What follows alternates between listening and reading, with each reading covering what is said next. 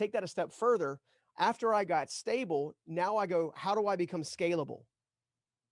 Right now, that 0 to scalable mentality, where stability, that process was almost a 5 to 8 year period of time. It wasn't like it was 12 months or 24 months or 36 months. It was consistently getting up every single day saying, I'm going to give it another go today. Mm-hmm. That's it. I'm going to try again today. That was grit.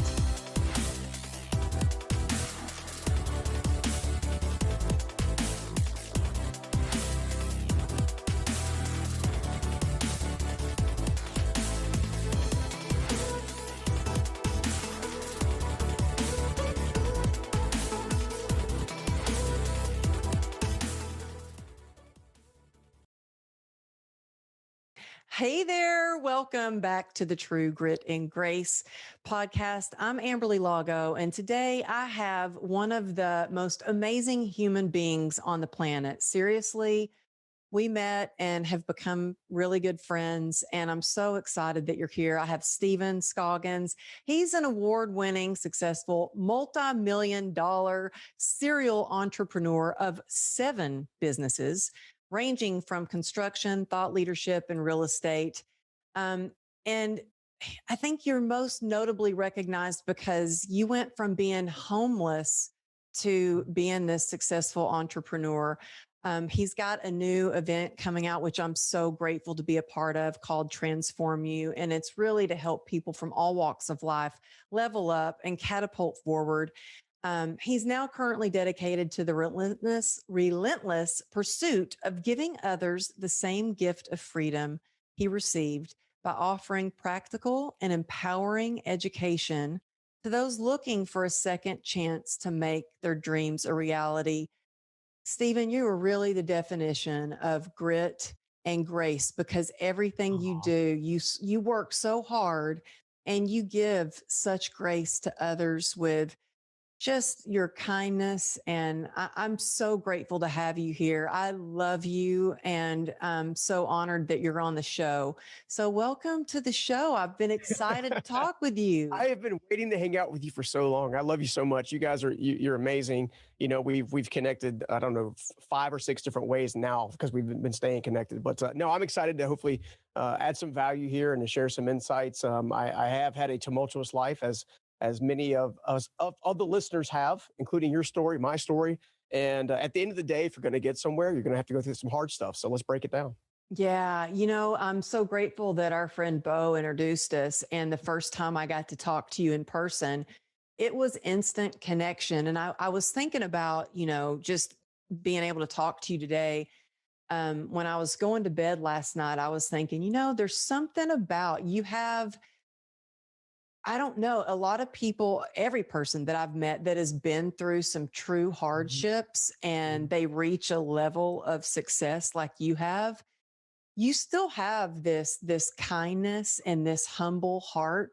And you're such, you know, you're a leader, a servant leader, and it shows in everything you do. But I would love to know a little bit about, how do you go like from being homeless? First of all, how did you become homeless? Because right now in California, it's crazy. The homelessness here, I've never seen it like this. Yeah. And I always wonder when I look sometimes at someone that's homeless on the street, like how'd they end up homeless? How does that happen? So how did that happen for you? Yeah, I think like anything in life, essentially my homelessness started in my head. You know, I was going through a pretty tough time. It's interesting. I grew up in a pretty broken home off and on, even was forced at 9 years old to kind of step up and be the head of the house when my grandmother got diagnosed with cancer. And if you think about a 9-year-old, they normally don't have the mental acuity to, you know, they barely are tying their shoes or watching cartoons. They're not, you know, they're not spending a lot of time thinking about adult decisions. You know, and she trained me how to basically make any kind of meal with boiling hot water and, you know, basically macaroni and hot dogs and pretty much anything, cereal, and to help take care of my little brother who was 3 years younger than I was. And, you know, she passed away when I was about 11. I went immediately to go start the construction field with my father. He kind of came back into my life at that stage in the game and, you know, started a kind of a trajectory of working or going to school, no in-betweens. Right. Working and going to school was kind of like the flagship of my life at the time. And lo and behold, my dad was never super emotionally or relationally competent with income or money specifically. He was an incredibly hard worker. We get up at dusk till dawn, right? He struggled with alcoholism for a good number of years before he kind of got himself together, which I'm proud of him for. He's been sober now for well over 30 years. Super proud of him. Yeah, Wow. super proud of him. Because it's a hard journey, to kind of come back from that, and I'm super proud of him for that. And as that kind of shook up and shook out, he had a successful business. Then he unfortunately lost everything during the late 90s, right after Desert Storm and stuff like that. We lost our house, escorted off our property by the sheriff's department, lost the And how vehicles. old were you then when you Gosh, were? I think I was 15 or 16 years old at the time. Oh, and And that had to be devastating to have the sheriffs come and escort you off the yeah, property. I know it was devastating for the people that were there at the time.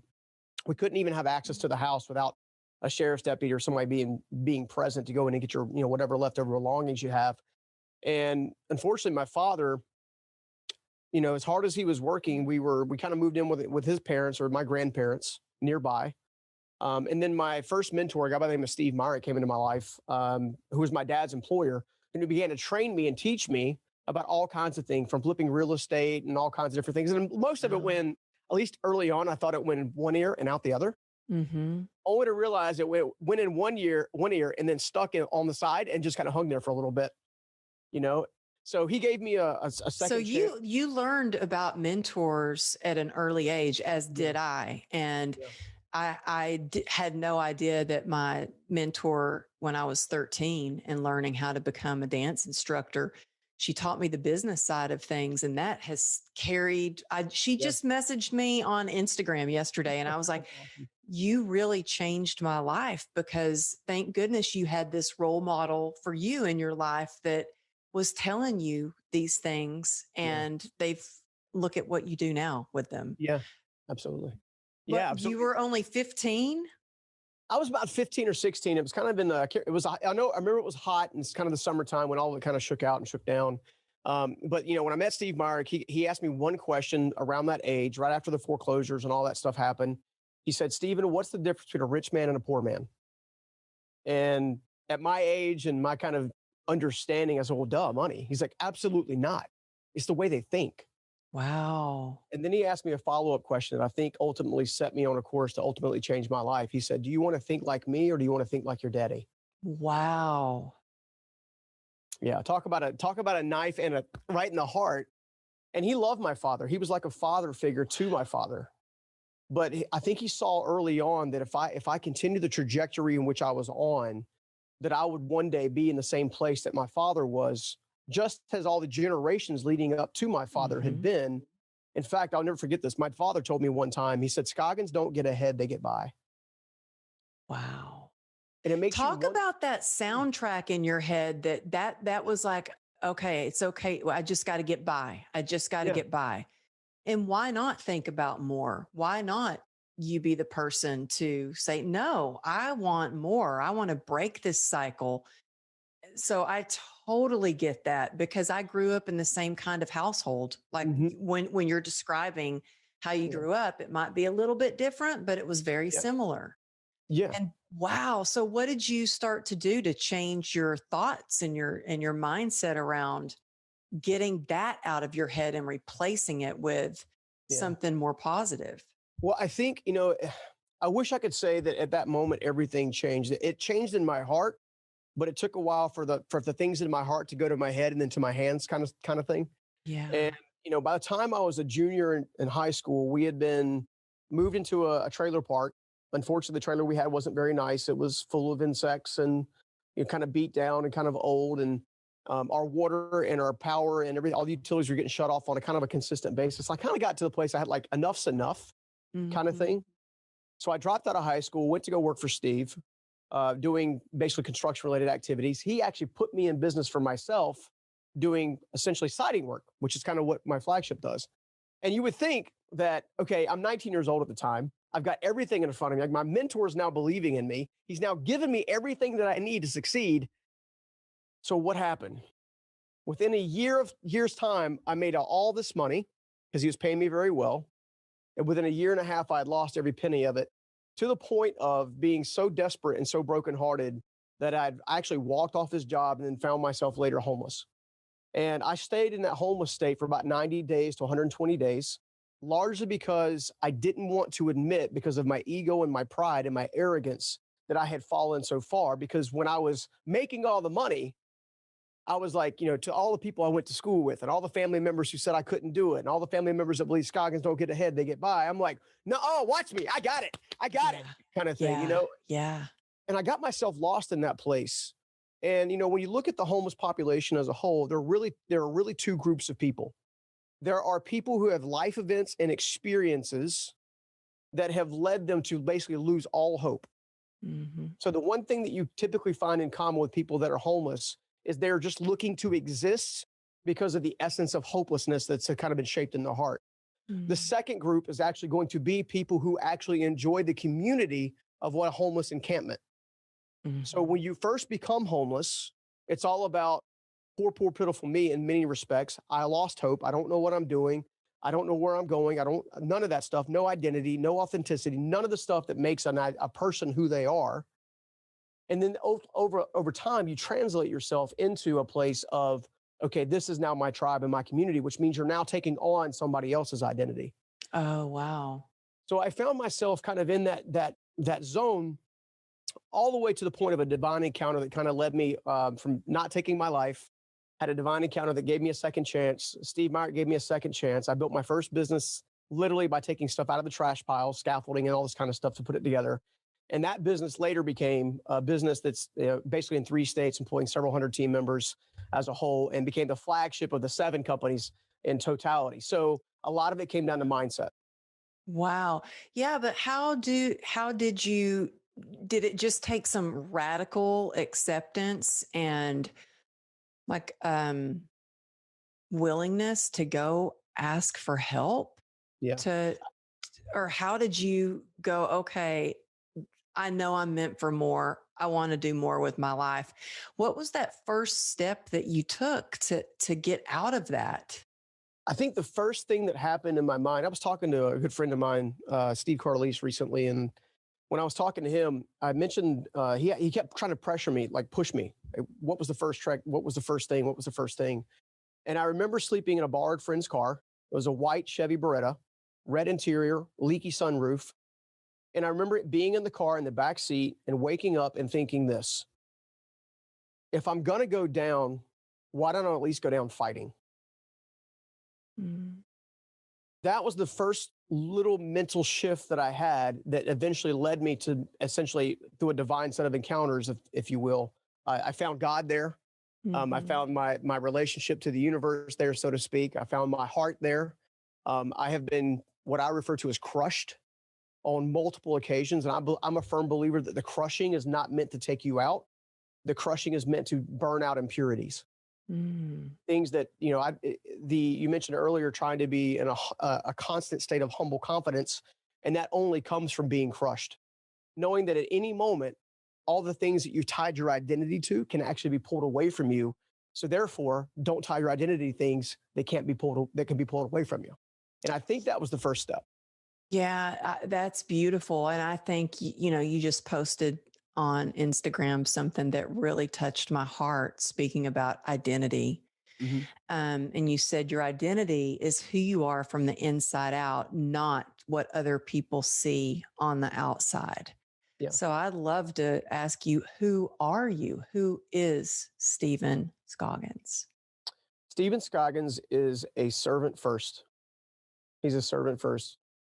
Stephen Scoggins knows his destiny is designed in creating one simple purpose, leading to one simple legacy. So the way I would say it is, the greatest purpose in life you'll ever have is serving the person you used to be. Well, in order to serve that person, you have to become more than you are now, which is where the word transformation breakthrough comes from, which is where frameworks are needed and processes are needed and ideas are needed. One idea can totally shape or change your life. And if you do that consistently, you'll discover yet another massive concept, which is principles govern promises. What I mean by that is every principle that you use to guide your life, whether you're using your subconscious mind to do it or your conscious mind to do it, is going to govern the promises that you receive as a result of it. So Steve, for example, tried to teach me that the financial principles that I was using, the mentality, if you will, how I was conducting myself, how I was handling money, was going to lead me towards emptiness and brokenness, in which it did. He then said, well, if you want to change that, then all you need is the principles that guide your behaviors. So principles govern promises. Every single principle that you live by actually delivers a very specific promise. You want to have fruitful, amazing relationships? Then great. You need to treat your spouse and your partner like they matter on a consistent basis. You need to make sure you've got great standards in place to make sure you're not actually getting beat up or mistreated along the process. You need to know what you stand for and what you stand against.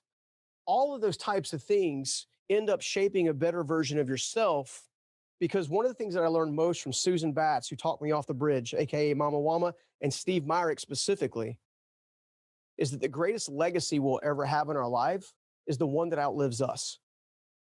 You and I both have the distinct pleasure and honor of being able to step foot on a stage and share our heart, share our experiences, share what we've learned along the way on a regular basis. Steve Myrick was not famous. Susan Batts was not famous, but people now hear their names like they're going out of style. They created a legacy through me that outlived them. And my goal is to transform billions of lives, much like our friend David Meltzer wants to do. And hopefully we'll one day join forces with everybody and just create this massive movement. But at the end of the day, purpose is intentional. It's very intentional, finding it, discovering it, desiring it. But you only find it if you're actually walking in it. One of the things that I would actually share, and I would say that purpose, when it comes down to it, is done intentionally. And those that operate in purpose or walk in purpose always find purpose. It's not we find purpose and then we walk in it. We walk in it to discover it.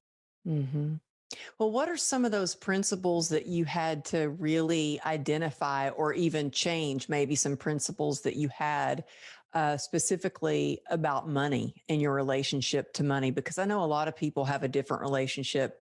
Everybody has a different relationship to money. My husband has a different relationship with money and how he handles it and how he saves and spends than I do.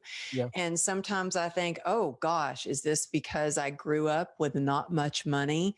And, I've really focused on shifting my money to a mindset of abundance and not feeling like I have to hang on to every penny because I never know when it's going to leave me so what are some of the principles that you have in place that allow you to continue to grow from, last time I talked to you, had 6 businesses. Now you've got 7 businesses.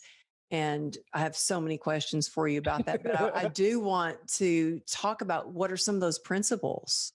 Yeah. So principle number 1 is that I don't spend a day if it's going to cause me pain in the future. I don't spend a day if it's going to cause me pain in the future. You take COVID, for example. Okay. COVID has been very difficult for the entire world. First time it's ever happened that some kind of downfall has affected the entire world. Okay. Here in the United States, right? Huge majority of people lost their jobs, lost access to income. In some cases, yes, they had stimulus and some other things that they could draw on, but that stuff's not permanent as a rule of thumb. So what was different? Why was I technically in a area of preparation so that the effects of COVID were limited? It goes all the way back to Steve Myrick teaching me a long time ago that why everybody else is running with the bull. You've heard the term the bull market, the bull market, the bull market. He said, you also have to understand that it's always being followed by the bear. So if the bull market is everybody's making money, go buy whatever you want, go leverage yourself, go do all this kind of stuff, then what someone who understands a bear market's going to come is going to be basically using a set of ratios. So I use ratios in my own life. I currently only live on 30% of my income. My ultimate goal is to live on 10% and give away 90. I've still got a ways to go, but that's my ultimate goal. But it started with 20. I had to live on 20 and then put 80% of my income towards debt and put 80% towards my income towards investing and put 80, it was more of how can I make the future me grateful for the current me? How can I set that guy up, right? The house that I live in, the businesses that I own, all of them are debt free. All of that took a lot of work. The payoff itself came years after, not the immediate. Unfortunately, the American culture as a whole spends far too much time on right now. Basically, buy it now, pay for it later. Buy it now, pay for it later. Oh, by the way, you need this thing to feel secure. Oh, by the way, you need this thing to feel valued. Oh, by the way, you need this thing to have a relationship. All that stuff takes your eye off the prize and off the focus. Mm-hmm. So you need to understand that financial stuff is never as good as you think it is, and it's never as bad as you think it is. And with a strategy and using a portion control, so to speak, you can win and win big. So when COVID happened, I was able to have a nest egg of cash that I was able to go to my team of my larger companies and say, hey guys, I know you're scared. I know the governor just announced we're shutting the state down. I know you guys are worried about that. Here's the thing. You don't have to be in fear. We have a couple of months to figure stuff out and see what shakes out, and because we have cash, we have capital. Mm-hmm. I'm not going to fire you just out of fear, right? Far too many times, the biggest financial mistake that people make is out of insecurities or out of fear. Mm-hmm. Either I don't feel valuable enough unless I buy or acquire, or I'm terrified, so I'm going to sell off everything. So what happened? The vast majority of the people got insecure and they got scared and they sold and they sold and they sold. And you saw, or you stop buying altogether. Okay. So someone who's been preparing for the bear the entire time says, oh, great. Hey, Apple's on sale. Hotels are on sale. Disney's on sale. Real estate's on sale. I think I can help that business owner out by helping maybe own a little stake in their company, but also be able to allow them to function because I believe in what they're doing. Mm-hmm. I wouldn't have been able to do that without the principle of always preparing now for the future. So I think those are some of the key principles I use in the realm of finance anyway. Yeah, that's so awesome. It was interesting. I just went to the grocery store yesterday, and it was a store I don't usually shop at much. And you would have thought it was Christmas. It was, I asked the lady at the checkout, I was like, gosh, I haven't been here in a while, but what is going on? Is it always this busy? She said, no, I think people are starting to get out more because the world, everything's starting to open up a little bit more. So people are suddenly shopping. And I was like, wow, it goes exactly with what you're describing with the bear principle, the bull principle. Like everybody's like, oh, okay, things are opening up. I'm going to go shop, Yep. And so that really makes sense. Yeah. I mean, if you think about it, like there's some stuff that's upcoming that people aren't paying attention to right now. I was invited to speak at a conference called Infinity X recently. And one of the things that shook out was, okay, well, what are you guys doing with the inflation? Because I'm dealing with inflation quite a bit in the construction industry. All right. So my businesses. Oh, I'm sure that has utilize to be crazy. raw goods, right? Metal, PVC, asphalt products, fuel products, right? All of that stuff has gone through the roof. So we're talking 30% in under a week. Wow. Okay. That's crazy. I didn't even think of that. Yeah. Fuel is crazy. All of it. Yeah. Yeah. So as you're going through that, one of the things that would be easy to say is because what you're seeing out in the marketplace is the message is it's because the economy's opening up. It's because it's getting it's going to get better. Everything's going to stabilize and reprice itself and all this kind of stuff. What people aren't thinking about, for example, is the housing inventory. Okay. So when the housing is good, the economy is good. Okay. So now in like the East Coast where I'm at in North Carolina, for example, we are starting to see exorbitant house prices raise. All right. California is already kind of known for having high cost per square foot. Can I just tell you, and I don't understand this. So many people are moving out of California. I mean, we've thought about moving back to Texas or Florida to be with family. Yeah. And there's a house down the street from us. Like people are moving out. This house sold in 2 days. They got in a bidding war that sold for $200,000 over the asking price. And I'm thinking, is that crazy? It is crazy. I have another friend that's looking for a house. Actually, two of my friends, one of my best friends, they're looking for a house, and they said they can't even make a bid before it's gone. Yeah. There's bidding wars. People are paying way over, and I don't understand it.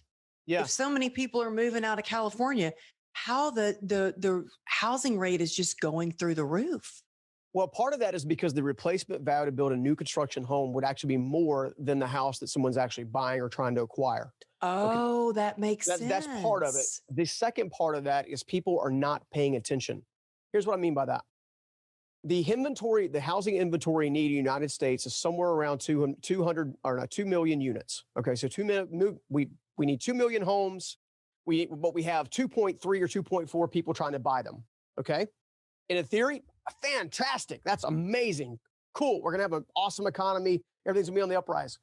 What they're not taking into account is, what they're not taking into account is the fact that the forbearances, which are the people who were told they didn't have to make a mortgage payment several months ago, are now coming to bear. And there was no stimulus applied to forbearances, which means you're going to have an inventory load of over 2 million homes hitting the market either later this year or the beginning of next year. So now you go from having a 2 million home need to a 2 million home or 1.5 million home surplus, which means the economy. That's it. It kind of reminds me of, back in, I think it was like 2008 or 9, where, we had houses here in California. Everything was so expensive. I bought my house at the height of the market, and then it all crashed. And so it's just like, gosh, I'm no genius at this. And that's why I'm glad to ask you questions like that. And I'll be calling you for more advice on that. But I want to get to some of your tips and tools on just how you got to be where you are as far as your confidence levels, because to be homeless, to struggle at some of the times where, you were sleeping in the back of somebody's car when you were living in a trailer home, and to get out of that, to build yourself back up, to build your career up. Do you ever have moments where you don't feel confident, or can you tell us some things that you did to build your confidence? Because I think that a lot of times when people feel stuck, it's because they don't feel like they have the confidence to move forward. So what are some of the things that you do to continually have that humble confidence that you have? Yeah. So first of all, I would tell you that I'm human. Even today, I get intimidated from time to time with a big Thank you dream. for saying that. Yeah, because I don't want people to think the world doesn't need any more gurus. The world needs more guides, people that are willing to share that, hey, I got a weak spot here, or this has been a struggle for me. I think the one thing that helped me get from where I was to where I'm at specifically is what you teach on so much, which is a state of resilience, but resilience built through confidence over time. You see, when I first got out of the car, I got into my father's mobile home back on the couch, right? I wasn't thinking about building $1 million businesses or buying nice things or speaking on stages or writing books. I was thinking about, how do I stabilize my life? Now, once I got stable, I had the confidence to know, if I ever have to go back this far, I at least know how to build stability and get back to a stable place, which reduces fear, which increases confidence. Now, take that a step further. After I got stable, now I go, how do I become scalable? Right now, that 0 to scalable mentality, where stability, that process was almost a 5 to 8 year period of time. It wasn't like it was 12 months or 24 months or 36 months. It was consistently getting up every single day saying, I'm going to give it another go today. That's it. I'm going to try again today. That was grit. That was grit and consistency and persistence. And, you describing that, the stability, that's kind of what I teach when, I've been in the fitness industry forever, and clients that want to do these crazy exercises that looks like so much fun. I'm like, no, first we have to create stability. Once you create stability, then you can go and try all the crazy exercises. But if you don't, you have to have that stability. And I appreciate you sharing that it took time. It took a lot of years, because I think that's what people see sometimes, especially with social media, is, oh, well, they're just lucky, or, oh, look at, how they're look at them, they own all those businesses, or they have a best-selling book, or and it takes a lot of time. So I appreciate you saying that. And so I think that does build your confidence when you do things, and when you do them consistently, and when you do them scared Yeah. sometimes, Oh, I mean, I can tell you right now, there's the in fact, I would say the most momentum I created was doing what I refer to as the hard work first. It was the work that I wanted least to do, that I was most afraid of, that gave me the biggest push or the biggest fruit. So when it all else fails, the principle in this case would be do the hard work first. What is standing in front of you right now that you're terrified of, that you know you can do? Do that thing. Do that thing. Amen. That is what I do. I'm huge with, sticky notes. I've got them, and they're color coded, like the things that are priority, or the things that scare me.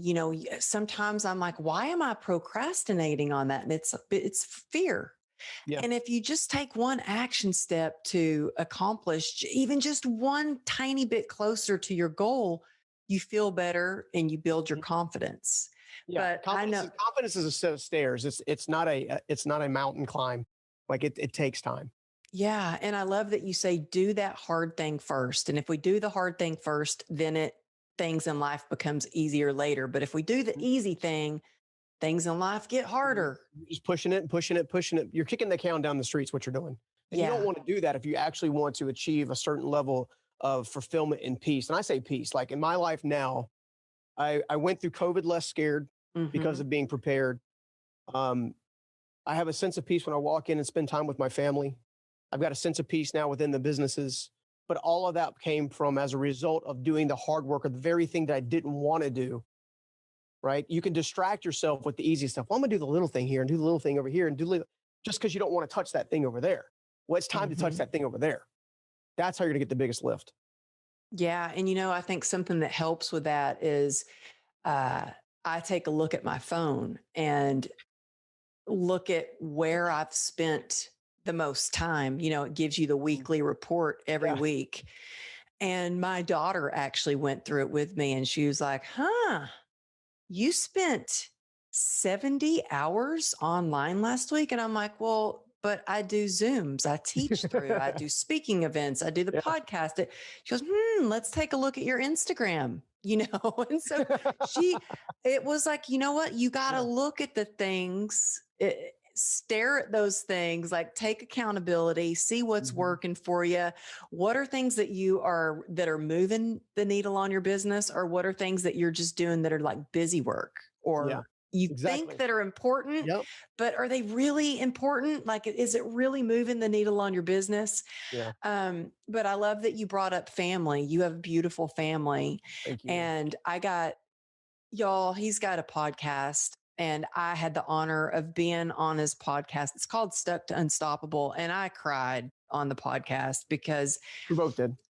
yeah. And I think because we relate to one another, and when we started talking about family, Mhm. and I was talking about, living with chronic pain every day, and your wife can relate to that. Mhm. I've been really wanting to ask you, as a husband, Mhm. what do you do when you see, your wife struggling with any health issues or with pain? Yeah. How does that affect you? And then what do you do to move through that? So Because all right, selfishly, I want to know for my husband, I want to. yeah, I think so. First of all, I would say that when my wife and I got married, it was kind of like a storybook romance. We literally met, and within 6 months we were married. Our families were like, you would think, don't you? Or this is way too short a time. They were like, you guys, we have never seen anything like this. How Y'all long need to did y'all date before you got married? 5.5 months. Wow. 5.5 months, and that's a whole story for another show. But one of the things that came out of that was my wife was at that time, she was running 6+ miles on a regular basis. She was really active. She was a store manager for a chain called Talbot's, and she was doing very well for herself. And then within the first 2 years, this personal brand stuff started kind of shaking out, and I started more and more speaking in a first book and all this kind of stuff. And I'll tell you, there's only one thing in my life that I regret, and it has to do with my wife. And it's the fact that I wish I had given her the 2 years during her healthy period before I started doing this kind of thing after the fact, because I didn't know that 2 years later that her health would essentially take a nosedive and she would begin struggling with all kinds of things from stage 4 endometriosis to fibromyalgia to essentially nerve damage within her lower back, all of which radiates pain on a consistent basis. Mm-hmm. And the struggle for me as a husband, and I'll just be honest and transparent, I might get emotional again, we'll see, is I can't do anything about it. I'm a fixer, right? I can go out in the world, business, marketplace, even in our own family, and mentor and coach and teach and see better outcomes come to fruition. When it comes to her health, there's nothing I can personally do. So the only thing that I have done to try to be supportive is I try to listen and let her vent about how she feels. I've heard her say things to me that broke my heart. For example, one of these is she told me one time she felt like a burden to me, and she wasn't. She's not. She's not a burden. She's also the very same woman that sat beside me when we learned that some of my previous executives had not only tried to embezzle over $1 million from me, but they also tried to take my company out from under me. She was there. And she said something to you when you found out she did. About this. And she said something that really impacted you. Can you share that? Absolutely. So a little backstory is about 2 years earlier, she had met my entire executive team. One particular, she had what I guess my friend Ramsey would refer to as a bad feeling about it. And she made it known. We had just started dating at the time. Those people had been working with me from anywhere from 12 to 15 years, depending on the team member, the executive. And we came downstairs, we got out of the truck, got into the truck, and she said, she goes, I don't know who the tall, bald guy is, but he's dangerous. Get him out of your business now. Wow. Kind of thing. I just got goosebumps. She did. I mean, that's exactly what she said. And, in the moment I was like, come on, you're like, I barely know you. We just started dating. Like, you're beautiful and you're smart and you're intelligent, and I didn't realize that she, there's 7 relationships. I have an ebook called 7 Relationships That You Need to Win at Life. One of those relationships is a gatekeeper. And I didn't know she was stepping into that. I had never had one before, which is why I was able to be taken advantage of and manipulated so easily prior to her. But fast forward 2 years, we're on the bathroom floor of a house we used to own. I had just learned I was supposed to step on stage and teach for 3 days straight, ironically at the first Transform You event. And I walk in, she's crying on the bathroom floor. I go up and I put my arms around her and kneel down beside her. And I said, babe, I'm so sorry for failing you. Oh. Because what had come up in my mind was that 2-year warning where I could have kept her out of danger, kept my whole family out of danger, kept the business out of danger. And, I think as men, and I'm sure women can testify to this as well, but as men specifically, we struggle with worth more than anything else. We want to feel valued, respected, and then loved kind of scenario.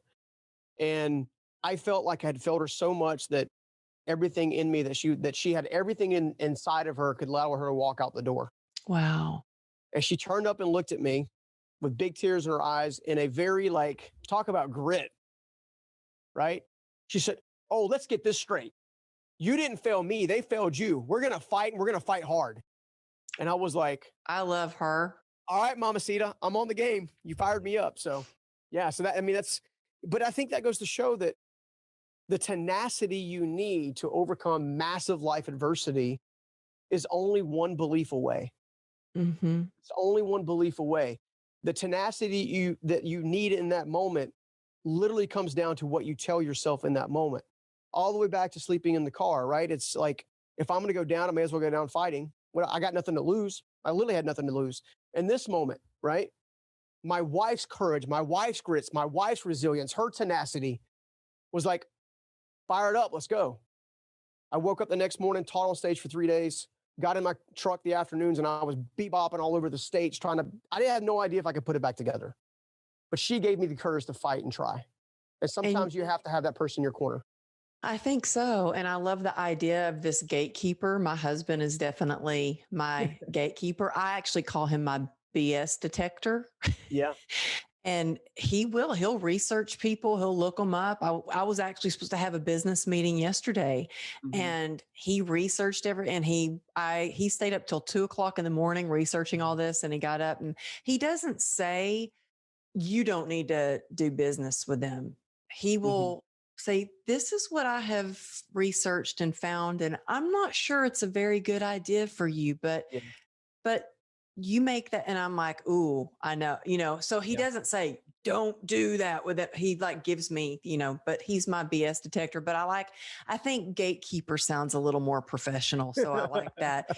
And yeah, you're right. I think a lot of times it does help when we are in a moment of where we are frustrated or feel vulnerable or Hmm. just you know, sad. It's like when we have somebody that can light the fire underneath us, it's Hmm. like that makes a huge difference. And it is important in times because sometimes we never know when something's going to come up. I mean, I just did a post yesterday about how I was just walking to an event, just stepped on the red carpet, and I Hmm. recognized someone that was actually at my very first book signing. I was like, I think that's the photographer that was at my book signing. Yeah. And I walk up and I was like, hi. He goes, oh, you're the girl with the broken body. And I was like, oh my Ah, gosh, really? I'm yes. about to take pictures on the red carpet. And so I just like stood with both hands on my Hmm. hips. I tilted my chin up and Yeah. I smiled so big. And I was like, I'm ready. And I was like, no, I'm here to empower women. And so much is about, and it did sting. Yeah. I was Yeah. like, it really hit because I did feel broken. Yeah. And so, I think it helps when right afterwards I had my girlfriends there and they were like Right. lifting me up. And so I think your wife is an amazing woman She is. and I she can't wait for you really, guys to meet. It's gonna be amazing. I can't wait to meet her. So I'm going to get to meet her soon at your event. I'm so grateful and so honored to be a part of your event. It's called Transform You. And I would love for you to share a little bit about your event and what inspired you to make this one a hybrid where you have it set up. I can't wait to see your setup. I know you've been working so hard Yeah. behind the scenes, but what inspired you to start something like this? So just tell us a little bit about it and tell us, oh my God, the lineup of speakers you have is freaking incredible. So Yeah, we're tell gonna have us a a little blast. bit about it. Well, the reason I started the event, it goes all the way back to my purpose. Everything that flows out of me has one commonality and one purpose: serving the person I used to be. The person I used to be had no control over their life. The person I used to be had no direction in life. The person I used to be had no clarity. The person I used to be had no even idea that you could actually reach out and actually reclaim your hope and actually pull it back in and actually work with it. I had no idea, right? So Transform You became a pet product of mine several years ago when I began building out the framework that literally took me from homelessness all the way to where I'm at today in a very practical, methodical process. And basically, all the stuff that I learned along the way that was like fluff, I got rid of it. All the stuff that I got that was effective, I kept it. And then I Hmm. organized it in such a way to create a massive live event experience that we had.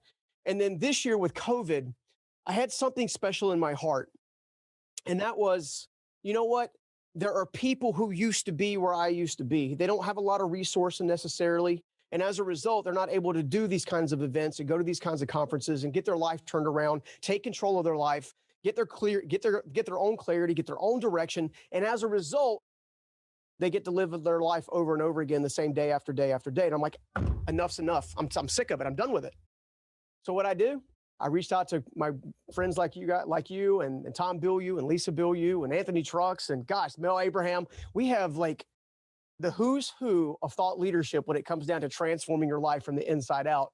Because at the end of the day, I want to give people hope, aspiration, clarity, and direction day after day after day after day, because they'll learn that the principles, in fact, do govern the promises and their future is really not that far out of reach. They just need to know how. They don't teach this stuff in school. Hmm.